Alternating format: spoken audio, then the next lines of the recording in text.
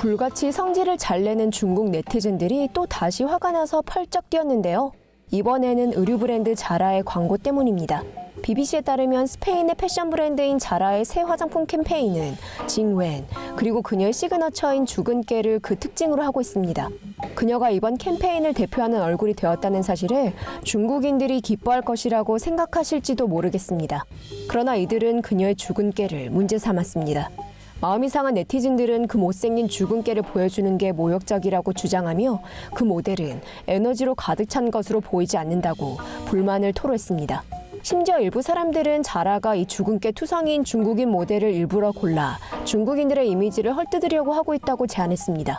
징웬 씨가 최고 브랜드의 모델로 활약한 프로이며 중국판 보그의 표지를 장식하기도 했다는 사실에는 관심도 없었죠. 자라는 온라인 투덜이들에게 이 광고는 중국만을 특정의 타겟으로 삼은 것이 아니며 미의 기준이 다른 것일 뿐이라고 말하며 반응했습니다. 자라는 모델들의 있는 모습 그대로를 촬영했으며 디지털로 손을 보지 않았다는 말을 덧붙였습니다. 이로 인해 즉각 다른 유저들이 자라와 징웬 씨를 지지하고 독설가들을 비난하기 위해 나섰습니다. 이런 예상치 못한 상황에 국영 매체인 차이나 데일리는 조용히 하고 그만 민감하게 굴라고 말하며 투덜대는 네티즌들에 대한 글을 썼습니다. 한 20세 중국인 학생이 1년 동안 교도소에 다녀왔다고 하는데요. 미국 플로리다 키즈 지역에 있는 미 해군 기지 안에서 사진을 찍었기 때문입니다. CBS 마이애미에 따르면 자오치 앤리 씨는 연방교도소 1년형을 판결받았습니다. 플로리다의 미 국방부 기밀 정보시설에서 불법으로 사진을 찍은 것으로 유죄를 판결받은 것이죠.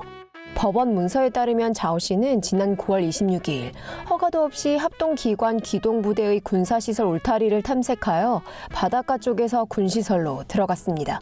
법원 문서에 따르면 그는 이후 위성 접시와 안테나가 있는 곳으로 직접 들어가 영상 및 사진을 촬영했다고 합니다. 법원 문서는 또한 이 장소가 제한구역 및 들어가지 마시오라는 표지판으로 표시되어 있던 것이 틀림없다고 설명했습니다. CBS 마이애미에 따르면 법원 문서는 자오 씨가 스파이 행위를 저지르려고 한 것인지에 대한 특정 암시가 있는지는 언급하지 않고 있다고 합니다. CNN 제휴 채널인 WF5R에 따르면 놀랍게도 자오 씨는 음악학을 공부하러 중국 중베이 대학에서 여름 교환학생 프로그램으로 미국으로 온 것이라고 합니다. 그래도 교도소 안에서 드디어 공부할 시간은 생겼겠네요. 에어 뉴질랜드 항공이 중국 상하이로 향하던 길에 어쩔 수 없이 방향을 틀어야만 했다고 하는데요. 해당 비행기에 대한 문서에 대만이라고 되어 있었기 때문이라고 합니다. 스타프 측에 따르면 에어 뉴질랜드 항공기 289편은 예정대로 지난 2월 9일 토요일 오후 11시 45분쯤 호주에서 이륙했습니다. 이륙 후 4시간 반에 접어들었고 기장은 중국 당국이 해당 비행기의 착륙 허가를 내주지 않아 다시 돌아가야만 한다고 방송했다고 합니다. 이 비행기는 방향을 바꾸어 다음날 오전 10시 호주에 도착했습니다. 이 비행기에 탑승하고 있던 한 승객은 하룻밤 묵을 호텔방, 공항 식사권, 그리고 택시 탑승권을 제공받았으며 오후 11시 비행기를 타기로 재조정되었다고 전했습니다. 블룸버그지에 들어온 한 이메일의 설명에 따르면 항공사 측은 보잉 7879 드림라이너가 상하이 항공으로 배정되어 있었고 신청서를 늦게 내는 바람에 중국으로 비행할 수 있는 인증을 받지 못했다고 설명했습니다. 운항되는 목적지의 리스트에 대만을 추가해 다시 신청서가 작성되어 제출되었습니다. 스타프 측에 따르면 여러 정보통이 중국이 대만을 독립적인 땅이라고 고려했다고 합니다. 이는 중국 정부 측에 있어 약점인데요. 기본적으로 중국 정부가 강압적으로 국제항공사들의 대만을 중국 영토라고 주장해왔기 때문이죠. 공식적으로는 대만은 민주적으로 통치되고 있으며 완전한 주권 국가입니다. 한마디로 중국의 것이 아니라는 말이죠. 한 도둑이 호주 골드코스트 주변의 ATM 이용자들에게서 돈을 갈취하려 껌을 이용해왔다고 합니다. 골드코스트 블레튼에 따르면 한 남성이 풍선껌을 기계 안으로 밀어넣어 돈이 나오지 않도록 했다고 합니다. 아무런 의심이 없는 이용자들은 돈이 나오지 않자 돈을 꺼내주는 데 도움을 줄 사람을 찾으려 자리를 떠났습니다. 바로 이때 용의자가 살금살금 나타나 현금을 가지고 갔는데요. ATM 기계회사의 말에 따르면 이 남자는 ATM 하나에서 최소한 $1,000, 하나 약 100만 원을 가지고 달아났다고 합니다. 다른 ATM 기기 회사들에 따르면 용의자는 항상 돈을 가지고 가지는 않는다고 합니다. 어떨 때에는 기계 안에 껌을 마감만 놓는다고 합니다. 지금까지 경찰에 접수된 공식적인 불만 사항은 없습니다. 이 용의자는 또 언제 껌을 씹게 될까요? 아직도 미국이 총기에 대해 더욱 엄격할 필요가 없다고 생각하시나요? 한 남성이 일리노이에 있는 제조 공장에서 일자리를 잃은 뒤 회사 동료들을 향해 가지고 있어서는 안 되었을 총을 발사했습니다. 시카고 트리뷴지는 일리노이 오로라 지역에 있는 헨리 프렛이라는 회사에서 해고를 위한 회의에 들어갔다 권총을 꺼내들어 그 방에 있는 사람들을 향해 발사했고 3명이 사망했습니다. 마틴 씨는 이후 사무실 안에서 난사를 했는데요. 회사 직원 2명이 회의실 바깥에서 사망하고 1명이 부상을 입었습니다. CNN에 따르면 45세인 그는 처음 현장에 도착한 경찰 5명을 향해 총을 발사해 부상을 입힌 후 공장 안으로 도망갔다고 합니다. 오로라 경찰인 키프 잭슨 씨는 35개소에서 파견된 200명에서 300명의 경찰관들이 용의자를 붙잡고 피해자들을 구하기 위해 현장에 배치되었다는 말을 전했습니다. 경찰은 1시간 뒤 기계 조립 공장에서 그를 발견했는데요. 그는 경찰관들을 향해 총을 발사했으나 총이 뒤로 발사돼 그가 사망하고 말았습니다. 시카고 트리뷴지에 따르면 마틴 씨는 불법으로 총을 소지하고 있었다고 하는데요. 경찰은 그가 지난 2014년 일리노이의 총기 소지자의 신분증으로 권총을 구매했다고 전했습니다. 25년 전 범죄 경력 증명이 미시시피 주에서의 가중 폭행죄를 드러내는 데 실패했습니다. 성공했었다면 그에게 총기 소지 권한을 박탈할 수 있었을 겁니다. 그가 가지고 있던 총기 소유자의 신분증이 철회되고 나서 그의 유죄와 연관이 있는 은폐 총기 소지 자격증에 지원하고 나서는 박탈할 수 없게 되었죠. CNN에 따르면 그는 총을 자원해 포기하라는 말을 들었지만 결코 그렇게 하지 않았다고 합니다. 일본의 유명인이자 모델인 매트 쿠와타 씨는 대중들의 눈길을 사로잡았는데요. 그의 극적인 변신 때문이죠. 매트 씨는 자신을 백인 남성 마네킹 인형으로 변신시켰습니다. 소라뉴스 24의 보도에 따르면 매트 씨는 일본 전설의 야구 선수 마스미 쿠와타 씨의 아들이라고 하는데요. 24세인 그는 최근 몇 년간 일본 소셜미디어의 핫토픽을 장식해왔습니다. 일부 사람들은 그를 낯선 이들의 왕자님 또는 애니메이션 캐릭터라며 찬양하는데요. 그러나 이러한 변신을 위해 엄청난 성형수술을 받았을 것이라 의심하는 자들도 또한 있습니다. 매트 씨 얼굴은 지난 2년에 걸쳐 점차 변해왔기는 하지만 현재 그는 더 이상 예전의 모습과는 닮지 않았습니다. 일본의 여느 남성처럼은 보이지 않게 되어버린 것이죠. 성형수술을 했다는 의혹이 지금까지는 계속 돌고 있습니다. 그러나 그가 마지막이라며 모습을 드러낸 이후에도 성형수술을 받았다는 의혹을 공식적으로 인정하지 않았습니다. 그는 이 극적인 변신은 그의 메이크업 기술 때문이라고 주장했습니다. 정말이지 일본에서 매트 씨는 화장품에 관심이 많습니다. 그는 가끔씩 그의 인스타그램에서 특정 화장품들을 홍보하곤 합니다. 여러분들은 그에 대해 어떻게 생각하시나요? 여러분들의 의견을 아래 댓글에 달아주세요. 중국에서 새로이 화제가 되고 있는 트렌드가 있다고 하는데요. 매일 집에서 쓰는 물건들로 사람들이 비행기에 타고 다니는 것처럼 보이게 하는 거죠. 더 인디펜던트지에 따르면 일반적인 생각은 공중 3만 피트를 나르는 환상을 만들어내서 사람들로 하여금 여러분들이 사실은 집에 있지만 끝내주는 휴가를 보내고 있다고 생각하게 하는 거죠. 이 영상은 올해 새해 아침이 밝으면서 많은 사람들이 여행을 떠나는 시점에 틱톡이라고 불리는 도우인이라는 동영상 앱에서 뜨기 시작했습니다. 이 영상은 비행기 아래에 보이는 숨막히는 장면 혹은 비행기가 이륙할 때에 비행기 창문 밖으로 사람들이 바깥을 내다보는 것 같은 장면으로 시작됩니다. 이후 이 영상은 다시 돌아가 이 창문이 사실은 세제 용기 손잡이, 플라스틱 의자 혹은 변기와 같은 물건들을 아무거나 찍은 것이라는 걸 보여주죠. 긴급 상황 보조 동물들도 또한 이 트렌드에 합류했습니다. 중국의 트위터 짝퉁인 웨이보에서 해시태그 비행기에 있는 것처럼 보이기의 조회수에 2,700만이 넘는다고 합니다. 도우인 앱에 2,400만보다 더 많습니다. 만일 여러분들이 창의성이 좀 있으시고 남는 게 시간밖에 없으시다면 이번 트렌드에 합류해보시는 건 어떠신지요? 그렇지만 솔직히 이런 가짜를 만들어내겠다고 해야 할 일이 너무 많은 것 같은데요. 다들 인스타그램이라고 들어보셨죠? 죄수들이 범죄에 쓰이던 기술을 이렇게 좋은 뜻으로 쓸 수도 있는군요.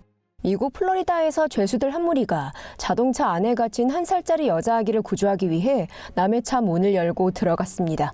CNN 보도에 따르면 아이의 엄마인 섀도우 렌티 씨는 이번 사건의 경위를 설명했습니다.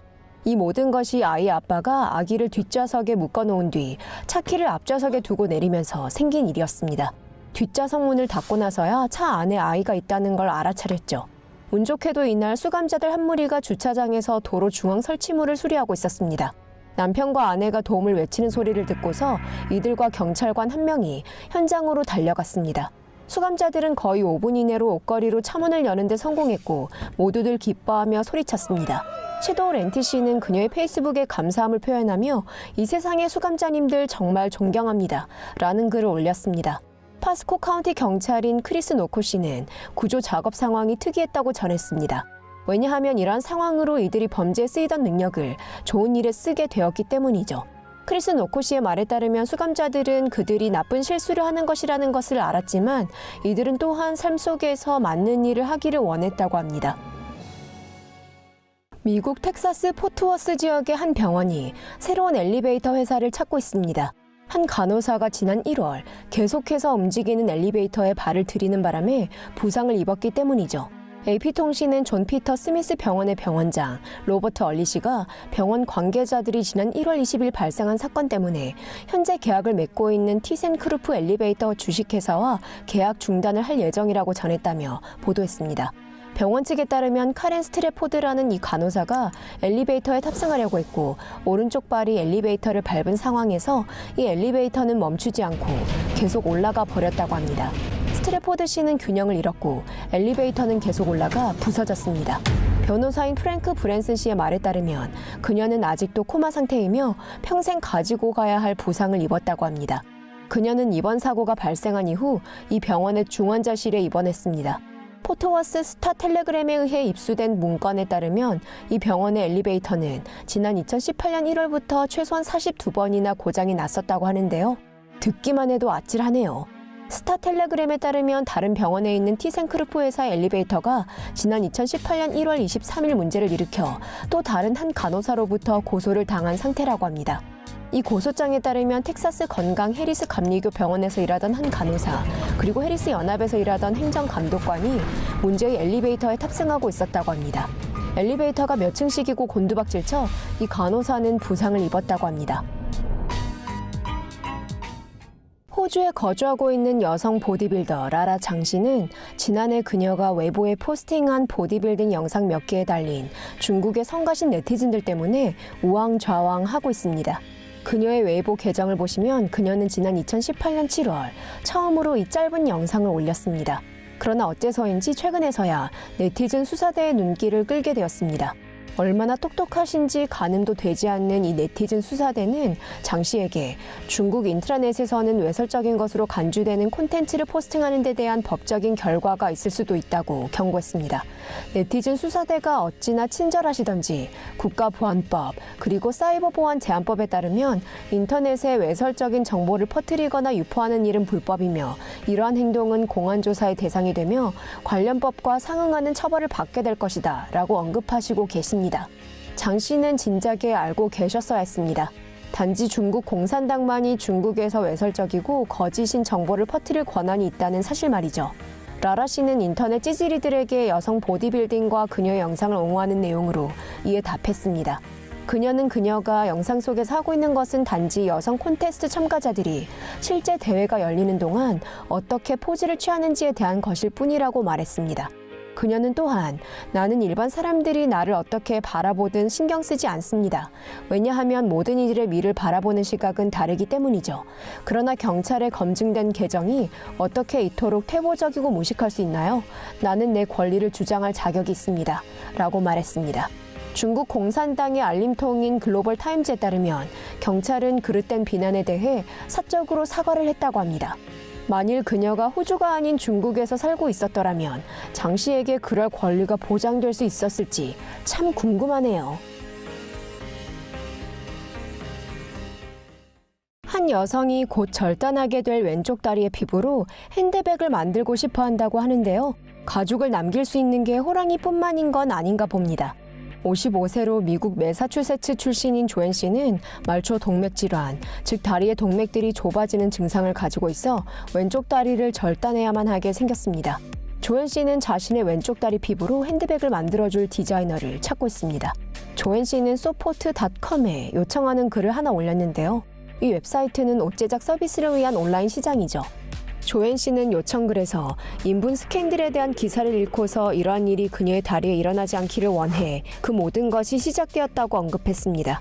그녀가 친구와 대화를 나누다 가죽 그리고 인간 가죽이 동물 가죽과 같을 뿐이라는 사실에 대해 알게 되었다고 합니다. 이것이 절단하는 왼쪽 다리를 유용하게 할 수 있는 무언가를 만들겠다는 생각에 영감을 주게 되었습니다. 스스로 조사를 좀 해본 뒤 그녀는 또한 핸드백을 만들기 위해서는 가죽 제품과 같이 피부를 어떻게 보존할 것인지를 알아야 할 필요가 있다는 것을 알게 되었죠. 현재 소포트 측은 조엔 씨를 위해 인간 가죽으로 가방을 만들어줄 디자이너를 아직도 찾고 있습니다. 조엔 씨는 이번 프로젝트를 위해 3,000파운드, 한화 약 450만 원을 준비한 상태인데요. 그녀는 심지어 그녀가 만들어내기를 원하는 가방의 종류를 스케치하기도 했습니다. 소포트 측은 또한 이미 조엔 씨의 요구에 기반을 두고 가방 디자인을 더 구체적으로 해놓은 상태입니다. 좀 이상하고 속이 울렁거리는 생각일지도 모른다는 것을 알고 있다. 어떤 이들은 내가 미쳤다고 생각할 것이다. 그러나 이건 내 다리이고 나는 어딘가에서 내 다리가 그냥 썩는다는 생각을 그냥 견딜 수가 없다. 이는 나의 일부이며 나는 이를 간직하고 싶다. 라며 조엔 씨는 소포트 측에 전했습니다. 이런 아름다운 선생님이 계시다면 교실에 딱 붙어 있을래요. 눈부시게 아름다운 여성을 교사로 누가 원치 않겠어요? 청지아웬 씨는 소셜미디어에서 센세이션을 불러일으켰는데요. 대만에서 가장 아름다운 선생님이라는 타이틀로 말이죠. 그녀가 대중들에게 처음 알려진 것은 그녀가 가르치던 학생이 그녀의 사진을 찍은 뒤 소셜미디어에서 화제가 된 것입니다. 그녀의 개인 인스타그램에 따르면 28세인 그녀는 지엔싱 과학기술대학에서 가르치고 있다고 합니다. 청지아웬 씨의 아름다움에 학생들은 놀라워했죠. 가장 아름다운 교사라는 타이틀을 거머쥐었을 뿐만이 아니라 지아웬 씨는 대만에서 가장 섹시한 교사라는 별명을 얻었습니다. 그녀의 개인 인스타그램을 보면 그녀의 멋진 옷차림이 그녀를 일반 강사로는 보이지 않게 한몫 거둡니다. 아름다운 것 외에도 지아웬 씨는 또한 똑똑하기까지 합니다. 그녀는 중국 문화대학에서 법학을 전공했으며 경제학과 지적재산 수업도 강의했다고 합니다. 이것뿐만이 아니라 그녀의 개인 인스타그램을 보면 피아노와 플룻과 같은 음악 연주에도 재능이 있음을 알 수 있습니다.